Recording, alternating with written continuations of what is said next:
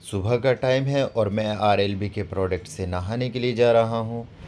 Hello guys, तो आज हमारे व्लॉग का 7वां दिन है और सुबह के 11 बज रहे हैं। हम जा रहे हैं नाश्ता करने के लिए। फिर मैं नाश्ता करने के लिए निकल जाता हूँ। उसके बाद मैं इन्फिनिटी में चला जाता हूँ। इन्फिनिटी मॉल है, ये बहुत अच्छा मॉल है, अंधेरी का फेमस मॉल है।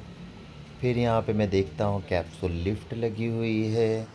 उसके बाद मैं मेट्रो से घर के लिए निकल रहा हूँ। यहाँ पर मेट्रो आती है और उसके बाद मैं मेट्रो में बैठ जाता हूँ। मेट्रो में बैठने के बाद मेट्रो चल पड़ती है। उसके बाद ये मेट्रो का अंदर का नज़ारा है, बहुत अच्छा है। मेट्रो अच्छी स्पीड से चल रही है। उसके बाद मैं गाड़ी पकड़ के सीधा घर के लिए रवाना हो जाता हूँ और फिर मैं घर पहुँच जाता हूँ। और ये देखिए मेरी हालत इन 7 दिनों में कैसी हो गई है। हेलो गाइस, जैसे कि आप जानते हैं कि मैंने 10 दिन का सर्वाइविंग चैलेंज किया था, बट 7वें दिन ही वापस आ गया हूँ। उसके पीछे की कहानी मैं बताना चाहता हूँ। असल में हुआ यूं कि कोई ज़्यादा भारी नहीं था सर्वाइविंग करना। ऐसा लग नहीं रहा था कि हाँ हम लोग सर्वाइव बहुत ज़्यादा डिफ़िकल्ट पड़ रहा है, क्योंकि मेरा जो चैलेंज था वो ज़ीरो से हीरो का था। यानी कि मेरे उस टाइम पे 0 सब्सक्राइबर, 0 व्यूज़, 0 पोस्ट, मतलब एवरीथिंग ज़ीरो से चला था मैं। 0 बैलेंस और बदन पे सिर्फ एक ही जोड़ी कपड़े। तो ये असल में मेरा चैलेंज था जो मैं बताना भूल गया। और इस बीच में पता है प्रॉब्लम कहां पर आई कि सामने वाले को अप्रोच भी करना पड़ता था।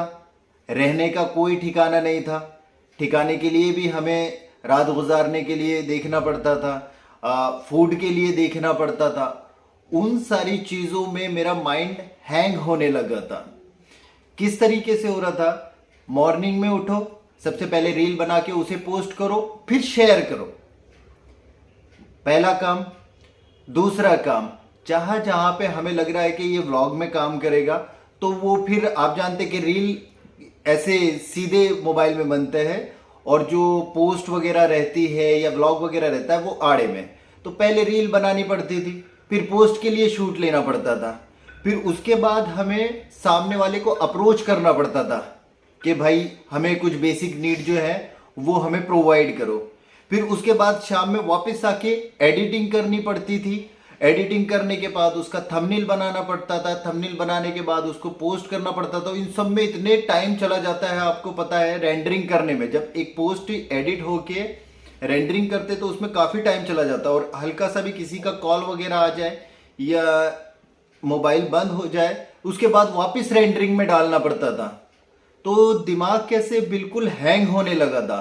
तो 7वें दिन मैंने इसीलिए स्किप कर दिया कि जो दिमाग हैंग हो रहा है, एटलीस्ट मैं इसको प्री प्लानिंग से नहीं चला था। अब जो भी मैं करूंगा वो प्री प्लानिंग से करूंगा। और ये 1 से लेके 7 दिन तक की पूरी स्टोरी कैसे हमारे साथ गुजरी है, मतलब किस तरीके से हमने ये 7 दिन गुजारे, कितना एंजॉय किया, कितनी परेशानियां झेली, और कितने लोगों ने हमारे से निगेटिव बातें करी, वो सारी चीजें जो है मैं अगले ब्लॉग में शेयर करने वाला हूं। तो प्लीज लाइक और शेयर जरूर करें, फॉलो करना ना भूलें। Thank you.